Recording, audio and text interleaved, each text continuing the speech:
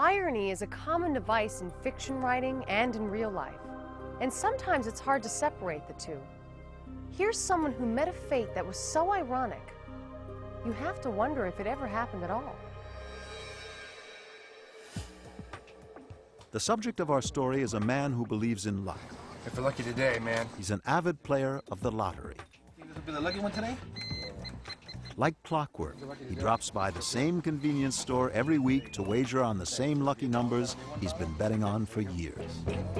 The clerk knows the routine and wishes him good luck on tonight's lotto spin. All right, thanks, man. Good luck. All right, thanks. Thank you, and good luck. And tonight's lucky lotto numbers are... But that night, as usual, the numbers just don't come up. Oh well, better luck next time. Hey, Mike, how are you? What's up? Except in this account, the next time our gambler comes to the store, he's in a major hurry. I'm in a hurry. $9.55? He quickly buys a handful of items and is impatient to hit the road and get home. Is that a bag? No, thanks. No, I'm cool. The clerk reminds him about his weekly wager. The award is up to $20 million. No, I can't. Never mind that. But he's in such a rush, he decides not to buy a ticket. That night, during the evening news, he only pays half attention when the lottery numbers come up. Number 3. The second number is... But when the first two numbers match his lucky numbers, he pays closer attention. When a third number matches, his wife hears it and suddenly takes an interest.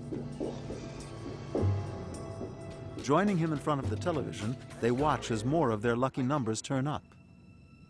The tension is unbearable. Finally, the last number is drawn and it's a perfect match. Our lotto player has just won $20 million. Or so his wife believes. Sick and miserable, he has to tell her the heartbreaking truth. You didn't buy a ticket today.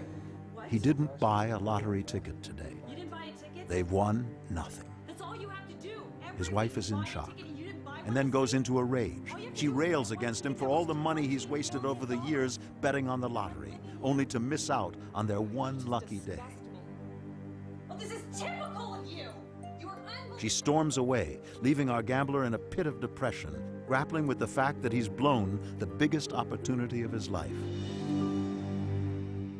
The wife continues to stew over how close they came to the riches of their dreams, not believing her husband's stupidity. Then, she races into the den to discover her husband could no longer live with himself. Today, his luck ran out. A tragic episode. But is it fact or fable? This is a story about people who will kill themselves for the slightest reason, despite the fact that their circumstances in life haven't really changed. But in fact, people kill themselves all the time for reasons we might consider frivolous or trivial. We kill ourselves over not getting rich. We kill ourselves about not having our love responded to. We kill ourselves about not becoming rock stars. But suicide over missing a shot at the lottery? Could that be for real? The legend suggests a reaction to losing that's so extreme, it's a little hard to believe. I didn't buy a ticket today. After all, in gambling meccas like Las Vegas, losing big is a daily event. This entire city of dazzling lights and thrilling action is financed by the losses of the 38 million people who visit every year. And yet, to look at the place, most of them seem to have a pretty good time, whether they win or lose. Rather than creating depression, gambling comes off as an exhilarating pastime. This despite the fact that the odds are always in favor of the house. The science of gambling, which was now referred to as gaming, has come a long way. There's a complete utilization and dependence on technology to generate the statistics that allow the casinos to be sure of a win. Yet the crowds keep right on coming, and most of them are not like the problem gambler of legend. Normal lottery gambling is basically somebody who buys a ticket once or twice a week. However, problem gambling means that people become preoccupied with how many tickets they're going to buy, what the numbers are going to be. Some of the signs that somebody may need help with their gambling would be an excess amount of time being spent on the activity, excess money being spent, change in attitudes. The family may find them becoming more distant or argumentative and sometimes irritable when they're not gambling. I don't think it's peculiar to American culture. I don't think it's peculiar to a culture that spends billions of dollars playing the tables in Las Vegas. Gambling has been going on for a very long time in an awful lot of cultures. And in fact, the basis of the lottery legend is found in a true account from England.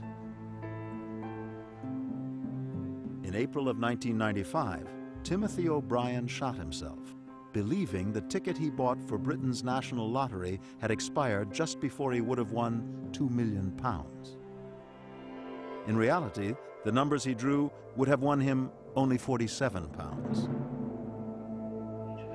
Accounts of gamblers committing suicide are not new. Stories of Wall Street risk-takers leaping from their office windows go back to the Great Depression of the 1930s. The link between gambling and suicide is real. Members of Gamblers Anonymous were surveyed, and they said that roughly 87% of them suffered with suicidal ideation or had thought about committing suicide. And of those, 47% had a plan. And of those, 22% made a lethal suicide attempt. Such was the tragedy that caused John Baptiste to lose his wife to gambling. I first found out my wife had a gambling problem when the first time she came home and she had lost an exorbitant amount of money, $2,000 or $3,000 one evening. In Oregon where we lived, she played video poker. At that time, that was about the only thing that was kind of interactive. She was a real smart individual, and she thought she was smarter than the machines. And what she did was she made it a buddy type thing, and she started bringing me along and got me involved gambling. In a 5-year period that we were together, she lost approximately $70,000. The problem was that she didn't have to hang out at casinos to feed her addiction. I bought a computer for my business, bookkeeping, that kind of thing. We got online, and to my surprise, there was internet gambling on there. Now, I didn't realize I brought a slot machine into my house, but that's basically what I did. And after losing some $10,000 in 1 month, she made a tragic choice. I came home from work, and I found her with the garage door closed and the engine running in her car. She was inside it. She had taken 40 Vicodin prior to getting in the car, and by the time I found her, she was dead. These accounts demonstrate that the legend of the lottery loser is mostly true, and it carries an obvious moral. The message that I think that I get out of the whole story is the fact that no amount of money in the world is worth taking your life over. The victim in this legend had only one life, but the victim in another legend has 9. True or false? If you go swimming less than an hour after eating, you'll develop a cramp and risk drowning. The answer, when we return. Will swimming less than an hour after eating cause a cramp that threatens drowning? False. The warning is unsubstantiated folk wisdom.